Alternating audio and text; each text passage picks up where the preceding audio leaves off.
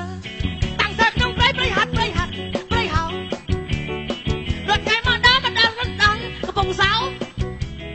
ស្រីចាប់ឆោមនេះចាប់រំលងខ្ញុំហើយអើយបានហើយបាទ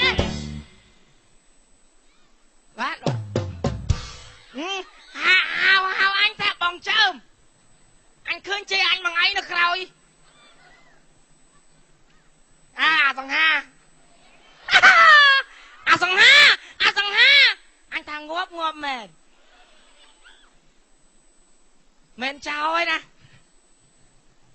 ដឹងថាចើមហើយតែមែនចោលហើយណាមែនសុំទៀនទេគ្រូតាំងសិលណាគ្រូតាំងសិលកាន់ធរអាក្នុងព្រៃណាមិនដែលស្គាល់ទេស្រីញីកាម្លេះមកតណ្ហាលះបងអស់ហើយបានហៅតអ្នកតាំងសិលលះបងខ្ទេចលះបងខ្ទីនៅតាគីគីលូលះបងតណ្ដាច់ណាអត់ដាច់លះបងមិនអត់ដាច់ចាប់អារម្មណ៍ហើយតាំងសិលអត់មិនឲ្យដាច់បងស្រីនៅកំពង់សោមស្អាតយ៉ាងហ្នឹង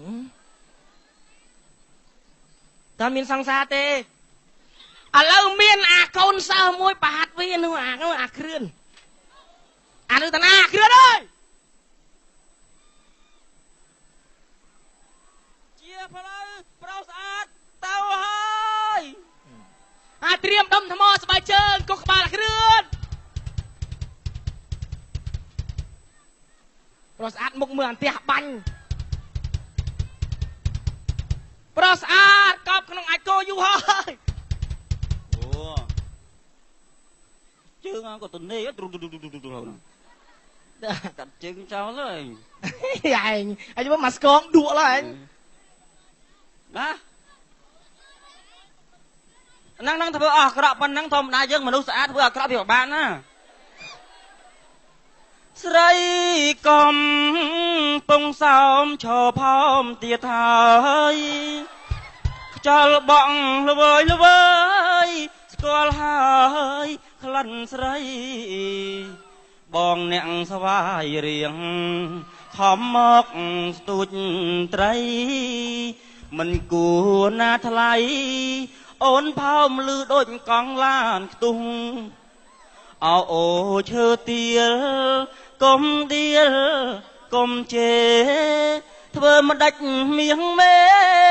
អូនញ៉ាំសន់ដែកដីខ្លួននៅក្រមុំច្រាំងមិនគិតស្អីសូមផ្ដាំទៅថ្លៃបើផោមដាក់សាយលែនផងបាទបត់នេះដែរផ្ញើជូនក្រុមអ្នកខេត្តស្វាយរៀងទាំងអស់ផោមតាឲ្យដាក់សាយលែន